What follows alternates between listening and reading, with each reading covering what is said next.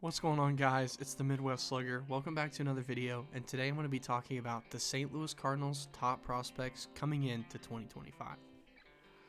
So, starting off with our first prospect, we have a shortstop out of West Virginia, J.J. Weatherholt. J.J. was the 7th overall pick just a few years ago, and he's pretty solid already. Standing at 5'10", 190, he's a good size for an infielder, especially at shortstop.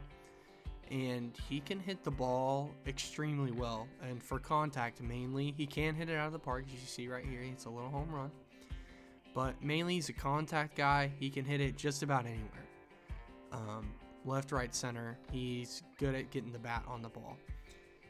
His slashing numbers pretty decent: 295, 405, and 400. So obviously pretty decent hitter. He is left-handed, but either way, I do think one of the knocks on him is he does need to refine his fielder skills a little more, He could just work on that the most. Now, with what St. Louis is wanting to do, I wouldn't be surprised to see him potentially at the very end of the season. I doubt it. He is estimated to be on the team in 2026, but you never know what could happen in injury, or like I said, just the way that we're moving this year. I think it's definitely possible to see it. Now moving on to our second prospect, Tink Hence. Tink Hence is a right-handed pitcher out of Arkansas.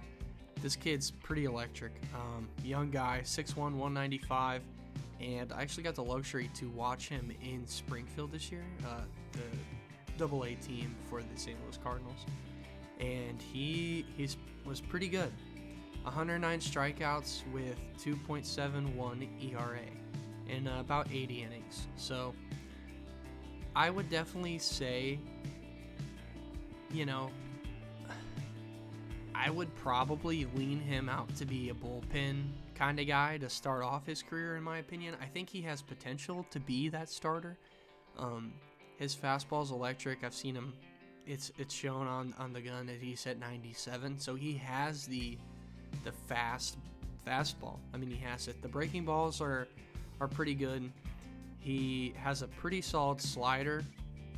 So what I believe right now, he's on the 40-man roster. I think he'll probably start out the year in AAA, but I do believe that just the way we've moved in free agency, I wouldn't be surprised to see him definitely on the team in this year, in 2025.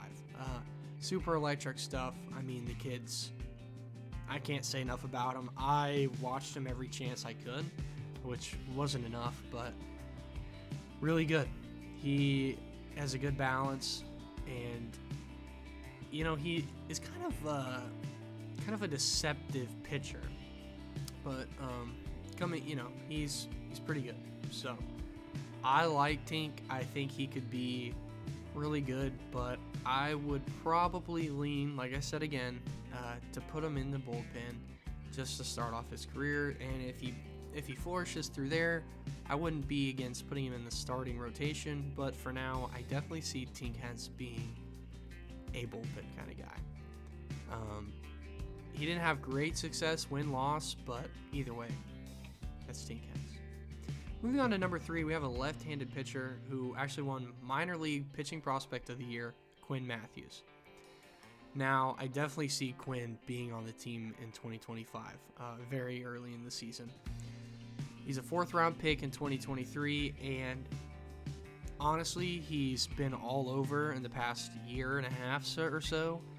Had a 1.47 ERA in low A, a 2.68 ERA in high A, and a 2.41 in double A. And he didn't have a great ERA in triple A. He didn't pitch a whole lot, but he's kind of the pitcher I love every time I see him. Tall and kind of lengthy, 6'5", 188, and he's got a pretty good changeup, and he's got a low 90s heater. He's thrown pretty fast. A couple times he's hit 97. More often than not, I would say he's going to set in that mid-90s range. But Quinn's pretty electric. Obviously, winning pitcher of the year is a big deal. And with the Cardinals having a little bit of lack of pitching, that would be a huge help for them. Now, another guy we have is Jimmy Crooks. Now, he's a catcher, and I think this is a big deal because of Wilson Contreras moving to first base. Jimmy Crooks, super solid, can slug the ball, and he can definitely get a hold of it, and he's really aggressive on the bases. He's not afraid to run, to go get a double, to try to steal a base. And like I said, again, I've got to watch him in Springfield this year, and really impressed with him, and I believe he could also be on the team early this year, just because with Herrera probably going to be the guy behind the plate, I would assume. We're going to need somebody to give him a break. I think Jimmy's the perfect candidate. Still could use a little polishing kind of all around, but overall he's super solid catcher, and I definitely like him coming into this year, being one of our top prospects. So I would be on the lookout to see him at some point this year. I would probably say mid to later in the year, but we will see. Moving on to another guy that I think could be pretty big for the team, and he did play a little bit last year, is the second baseman, Thomas Sagasi. Now, our infield, we have a lot of questions with Brendan Donovan going to arbitration and Nolan Arenado's future uncertain. There's a lot of things with the team I'm not sure. Sagasi's pretty solid in size, 5'11", 185. He's a right-hander.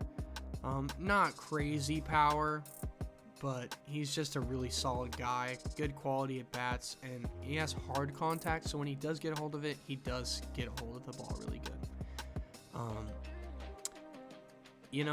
I see him being a second baseman or a third baseman.